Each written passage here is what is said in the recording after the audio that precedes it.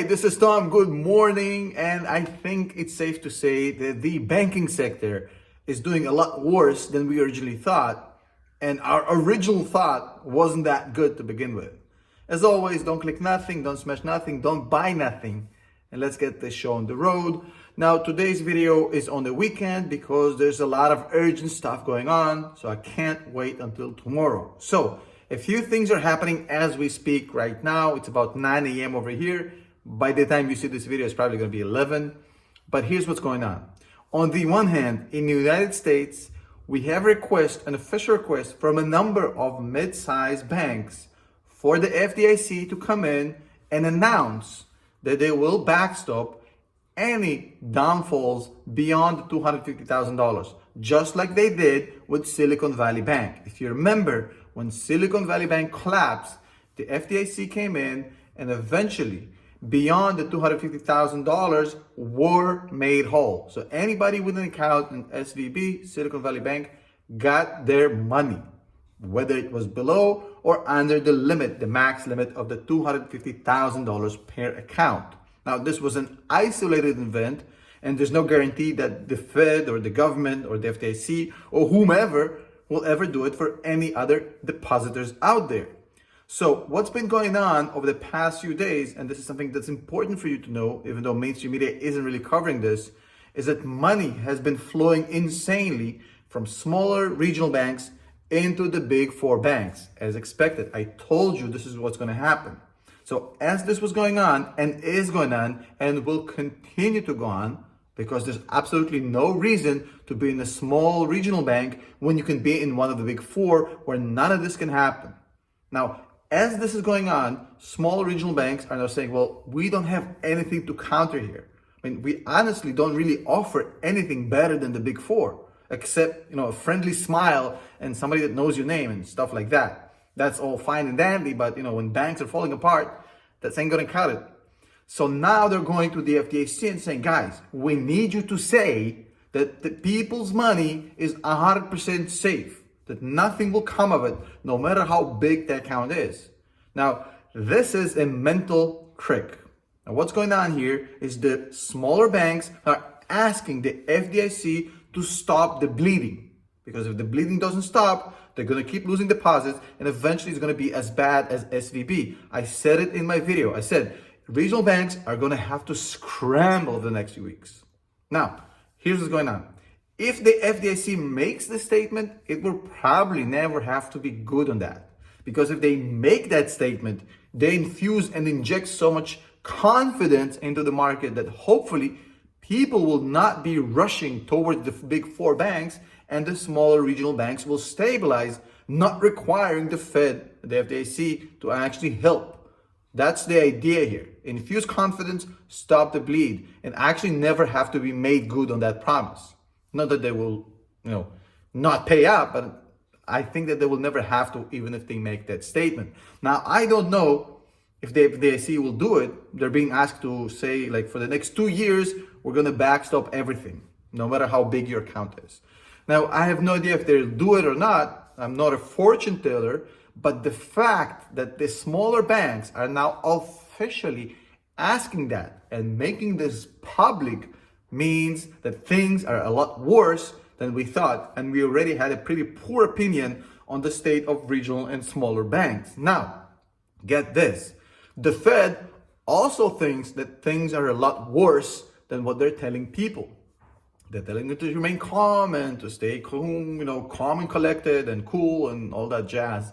But in reality, over the past few days, the Federal Reserve reversed more than half of the QT that it employed and implied and took charge of, I don't know, whatever verb you want to use here, over the past year. So over the past year, the Federal Reserve reduced its balance sheet by $500 billion. Now, that balance sheet getting reduced, it's basically quantitative tightening.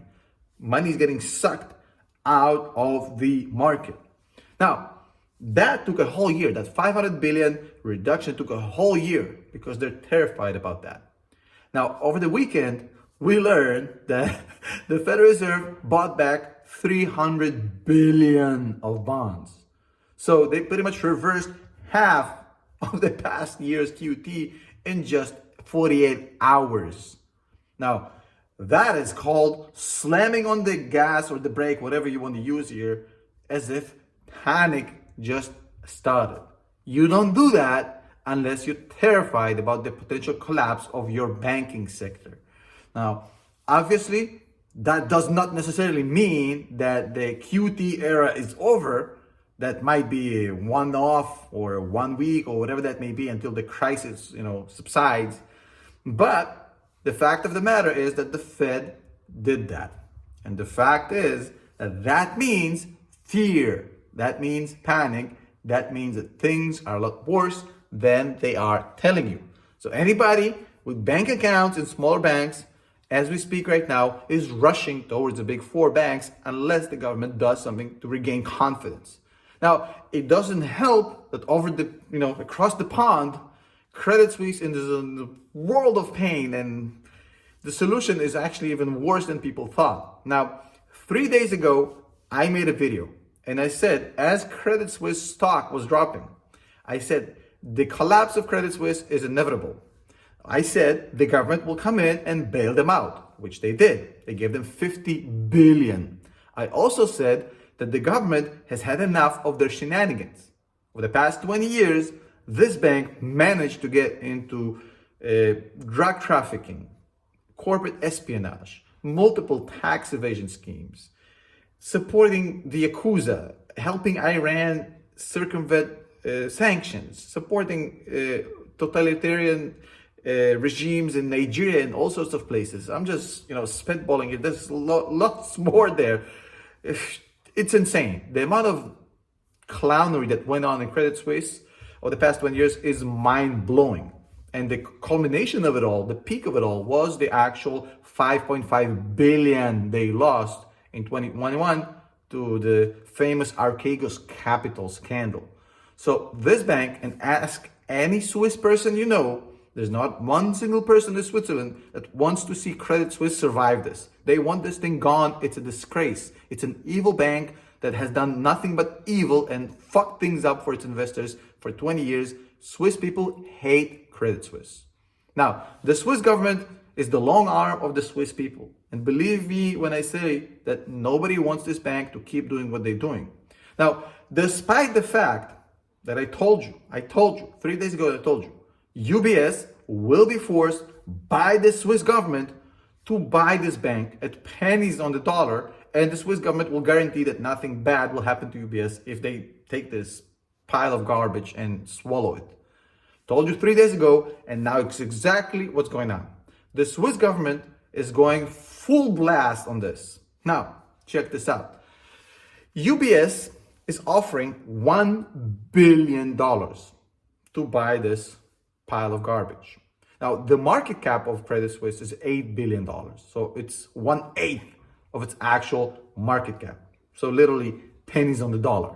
Now, this is after the Swiss government gave Credit Suisse $50 billion just to keep them afloat.